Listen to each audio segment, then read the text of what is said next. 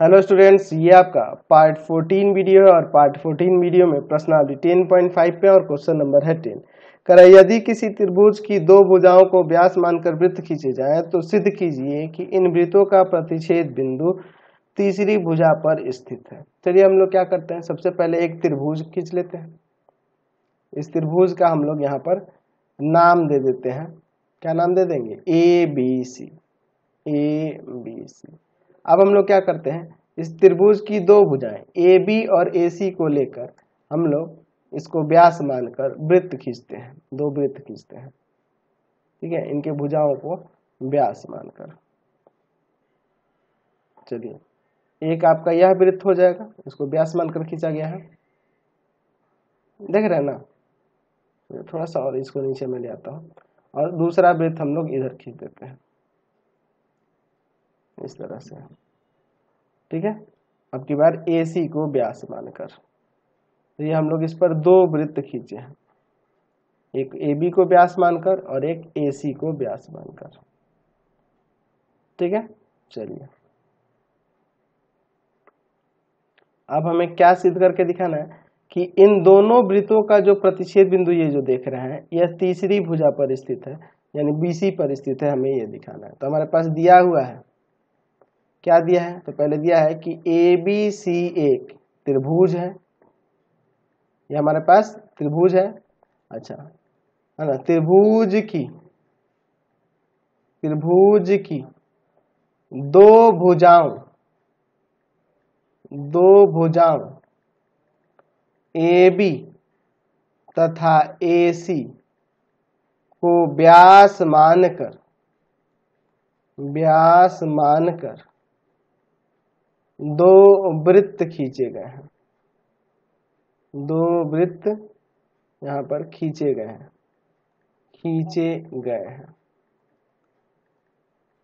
तो सिद्ध करना है, क्या सिद्ध करना है कि वृत्तों का प्रतिच्छेद बिंदु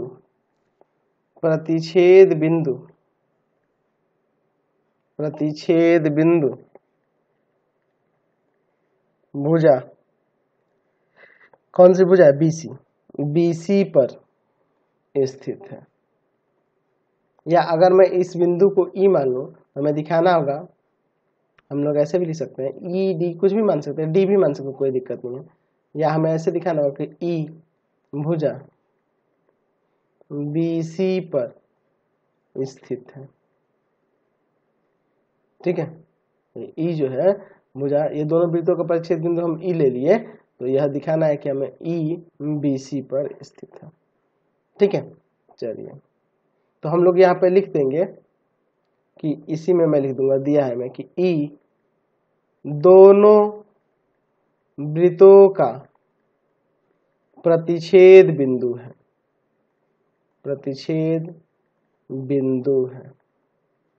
ठीक है, चलिए अब इसमें हम लोग थोड़ी सी रचना करेंगे। रचना में क्या करेंगे? रचना में हम लोग एक काम करते हैं, यहाँ ए से ई को मिला देते हैं। तो इसे मैं यहाँ पर डॉटेड कर दूंगा। अब समझिए, यहाँ पे क्या लिखेंगे? ए ई को मिलाया। यहाँ पे देखिए, अब मिलाने के बाद इसका प्रमाण। अच्छा, हम लोग यहाँ पे देखें तो ये वृत्त है, यह वृत्त का व्यास है, और यह व्यास जो है ये वृत्त को दो बराबर अर्धवृत्तों में बांटता है, और अर्धवृत्त का कोण हमें पता है कि समकोण होता है, या यूं कह सकते हैं कि व्यास जो होता है परिधि पर समकोण बनाता है, यानी कि यहाँ पे 90 डिग्री बनाएगा। समझे ना? ऐसे भी लिख सकते हो, दोनों तरीके हैं। ठीक है, तो यहाँ पे हो सकता है कि ए बी वृत्त का व्यास है, तो एंगल ए ई बी अर्धवृत्त द्वारा बना कोण है, अर्धवृत्त द्वारा बना कोण है। ठीक है, ए ई बी अर्धवृत्त द्वारा बना कोण है, तो अर्धवृत्त द्वारा बना कोण समकोण होगा ना जी। एंगल ए ई बी बराबर में 90, क्योंकि हम लोग लिख सकते हैं कि अर्धवृत्त द्वारा बना कोण समकोण होता है। ठीक है, या वृत्त के व्यास द्वारा परिधि पर बना कोण समकोण होता है। चलिए अब उसी तरह से हम लोग देख रहे हैं कि AC वृत्त का व्यास है, तो एंगल AEC, एंगल AEC ये जो होगा अर्धवृत्त द्वारा बना कोण है या अर्धवृत्त में बना कोण है, अर्धवृत्त द्वारा बना कोण है। ठीक है, हम लोग यहाँ पे लिख सकते हैं कि एंगल AEC बराबर में 90 डिग्री, क्योंकि हम लोग जानते हैं कि अर्धवृत्त में या अर्धवृत्त द्वारा बना कोण समकोण होता है, समकोण होता है। तो अब इन दोनों को जोड़ लेते हैं, एंगल AEB और प्लस में एंगल AEC बराबर में 90 प्लस 90 यानी 180। तो जब ये 180 है, देख लो AEB और AEC ये दोनों मिला के 180 हो रहा है, इसका मतलब ये दोनों रैखिक युग्म है।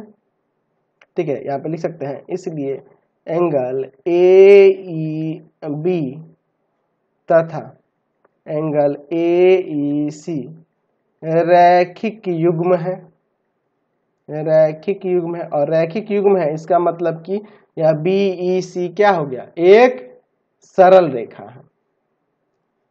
है ना। BEC एक रेखा है ना, एक रेखा है, इसका मतलब यही ना हुआ। अतः कह सकते हैं यहाँ पे कि E भुजा BC पर स्थित है, E जो है भुजा BC पर स्थित है, हम लोग ऐसा कह सकते हैं। समझ गए। चलिए अगला क्वेश्चन देखते हैं 11 नंबर। कह रहा है उभयनिष्ठ कर्ण AC वाले दो समकोण त्रिभुज ABC और ADC है, तो सिद्ध कीजिए कि एंगल CAD बराबर में एंगल CBD है। चलिए देखते हैं, हम लोग क्या करते हैं, यहाँ पर पहले हम लोग एक उभयनिष्ठ कर्ण AC वाला दो समकोण त्रिभुज बना लेते हैं। पहले हम लोग AC ले लेते हैं, ठीक है, और इस पर हम लोग दो समकोण त्रिभुज बनाते हैं। एक समकोण त्रिभुज हो जाएगा यहाँ पर ABC, ठीक है, यहाँ पर ये भी समकोण हो गया, और दूसरा हो जाएगा एंगल ADC, ठीक है, एंगल ADC, दूसरा आपका एंगल ADC हो जाएगा। ठीक है, तो यहाँ पे ये समकोण है, समझे। तो हमें सिद्ध करना है कि एंगल CAD यह वाला कोण बराबर होगा एंगल CBD के, यहाँ पे जो कोण बनेगा। ठीक है, चलिए तो इस कोण को यहाँ से ऐसे मिला देते हैं, तभी ना होगा आपका CBD। चलिए अब इसके बाद लिखते हैं यहाँ पर क्या क्या दिया हुआ है और क्या सिद्ध करना है। दिया है उभयनिष्ठ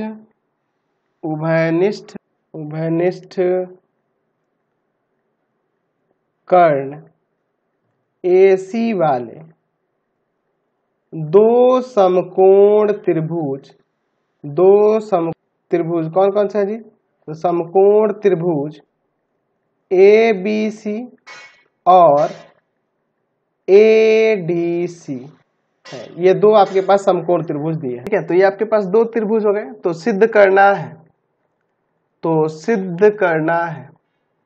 क्या सिद्ध करना है, एंगल CAD किसके बराबर है, एंगल CBD के, ये हमें साबित करके दिखाना है। तो चलिए हम लोग इसका प्रमाण देखते हैं। चाहो तो आप यहाँ पर पहले ये दिखा सकते हो कि ये ABDC वृत्त पर स्थित है। तो कैसे हम लोग दिखा सकते हैं, तो देखिए यहाँ पर हम लोग देख रहे हैं कि रेखाखंड AC के एक ही ओर दो बिंदु B तथा D इस प्रकार स्थित है कि एंगल ए बी डी बराबर एंगल ए डी सी बराबर में 90, क्योंकि ये दोनों समकोण त्रिभुज हो रहे तो 90-90 हो जाएंगे। चलिए तो देखिए एक ही ओर स्थित बी और डी है, इस रेखाखंड एसी के एक ही ओर बी और डी स्थित है और ये दोनों कोण बराबर हो रहे हैं, इसका मतलब यही ना हुआ, इसलिए यहाँ कह सकते हैं कि ए सी डी और बी एक वृत्त पर स्थित बिंदु है, वृत्त पर स्थित बिंदु है। समझ गया ना, यहां से हम लोग ऐसे एक वृत्त खींच सकते हैं, इसमें कोई दिक्कत नहीं है। इस तरह से हम लोग एक यहाँ वृत्त खींच सकते हैं, ठीक है, जो इन सभी बिंदुओं से होकर जाएगा। थोड़ा मेरा चपटा हो गया है, आप इस फिगर को अच्छे से थोड़ा बना सकते हो, ठीक है। फिगर में थोड़ा सा मेरे से गड़बड़ हो गया है। अच्छा, तो ये इन चारों बिंदुओं से होकर जाएगा एक वृत्त, ठीक है। तो इसका मतलब ये चक्रीय ना हो गया, तो यहां लिख सकते हैं कि ए सी डी बी एक चक्रीय चतुर्भुज है, चक्रीय चतुर्भुज हुआ। अच्छा, या हम ऐसे भी देख सकते हैं, हम यहां पर ये भी देख सकते हैं कि यह आपका सी डी वाला ये एक वृत्तखंड है और इस वृत्तखंड द्वारा बना हुआ कोण क्या होगा, बराबर होगा। एक ही वृत्तखंड द्वारा बना हुआ कोण बराबर होगा ना, चक्रीय चतुर्भुज लिखने की जरूरत भी नहीं होगी हमें, इससे कोई मतलब नहीं होगा, ये हम लोग नहीं भी लिखेंगे तो चलेगा। हम लोग यहाँ पे लिख सकते हैं कि एंगल सी ए डी बराबर में एंगल सी बी डी हो जाएगा। क्यों? क्योंकि एक ही वृत्तखंड द्वारा बने कोण बराबर होते हैं। एक वृत्तखंड द्वारा या एक ही वृत्तखंड द्वारा बने कोण समान होते हैं। तो हमने यहाँ पर प्रूव करके दिखा दिया, ये आपका प्रमाणित हो गया। ऐसे ही हमारा प्रमाणित हो गया, समझ गए। चलिए चलते हैं, एक और क्वेश्चन है उसको भी देख लेते हैं। चलिए अगला क्वेश्चन देखते हैं 12 नंबर। हमें क्या कह रहा है, सिद्ध कीजिए कि चक्रीय समांतर चतुर्भुज आयत होता है। यानी कि जो चतुर्भुज हमारे पास दिया है चक्रीय भी है और समांतर भी है, समांतर चतुर्भुज भी है, तो हमें यह दिखाना है कि वो आयत होगा। तो मैं यहाँ पर एक चक्रीय चतुर्भुज ले लेता हूँ, ठीक है। यह हमारे पास क्या दिया है इस फिगर में, जो चक्रीय चतुर्भुज है यह आपका समांतर चतुर्भुज भी है, ए बी सी डी, ठीक है। तो हमारे पास दिया है ए बी सी डी एक चक्रीय समांतर चतुर्भुज है, समांतर चतुर्भुज है, ठीक है, चक्रीय समांतर चतुर्भुज है। तो सिद्ध करना है, क्या सिद्ध करना है कि ए बी सी डी एक आयत है, ठीक है, ए बी सी डी एक आयत है। चलिए इसका प्रमाण देखते हैं। अच्छा, हमारे पास यहाँ पे ये दिया है कि चूंकि ए बी सी डी एक समांतर चतुर्भुज है, समांतर चतुर्भुज है ना जी। तो जब ये समांतर चतुर्भुज है तो हम लोग यहाँ पे लिख सकते हैं कि एंगल ए बराबर एंगल सी हो जाएगा तथा एंगल बी बराबर में एंगल डी हो जाएगा। क्योंकि ये समांतर चतुर्भुज है तो समांतर चतुर्भुज के सम्मुख कोण तो बराबर हो जाएगा ना। समांतर चतुर्भुज के सम्मुख कोण बराबर होते हैं, ठीक है। चलिए अब इसके बाद देखिए, चूंकि हमारे पास ये भी दिया है कि ए बी सी डी एक चक्रीय चतुर्भुज है, समांतर चतुर्भुज भी है और चक्रीय चतुर्भुज दोनों है। तो जब चक्रीय चतुर्भुज है तो इनके सम्मुख कोणों के प्रत्येक युग्म का योग क्या होगा, 180 हो जाएगा। यहाँ पे हम लोग लिख सकते हैं कि angle A plus angle C बराबर में 180 डिग्री तथा angle B plus angle D बराबर में 180 डिग्री। क्योंकि हम लोग लिख सकते हैं यहाँ पे कि चक्रीय चतुर्भुज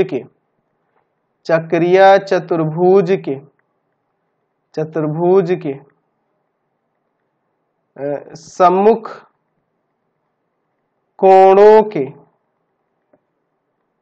प्रत्येक युग्म का योग 180 डिग्री होता है।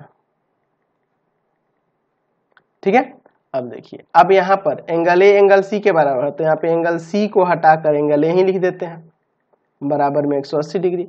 और यहाँ पर देखिए एंगल बी एंगल डी के बराबर है, तो एंगल डी को हटा के एंगल बी ही लिख देते हैं बराबर में 180 डिग्री। तो यहाँ से आपका हो जाएगा 2 एंगल ए बराबर 180 डिग्री और यहाँ पर 2 एंगल बी बराबर में 180 डिग्री। तो ये 2 जाएगा भाग में, तो एंगल ए बराबर में हो जाएगा 180 बटा में 2, कट के आपका 90 डिग्री आ जाएगा। एंगल ए आपका 90 डिग्री हो गया।